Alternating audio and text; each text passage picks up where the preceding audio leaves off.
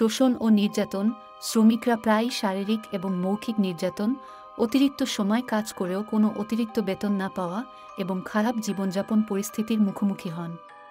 Passport জব্দ করে তাদের স্বাধীনতা সীমাবদ্ধ করা হয়, যা তাদের জন্য নির্যাতনমূলক পরিস্থিতি থেকে বের হওয়া কঠিন করে তোলে।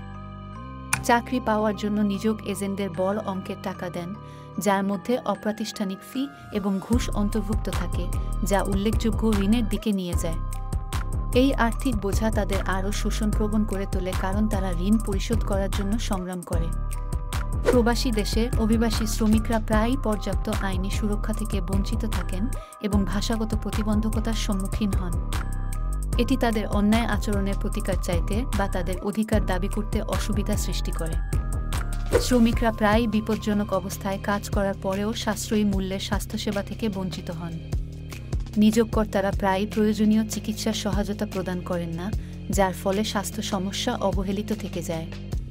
পরিবার এবং সম্প্রদায় থেকে দূরে থাকার কারণে গুরুতর সামাজিক বিচ্ছিন্নতা এবং চাপের সম্মুখীন হন।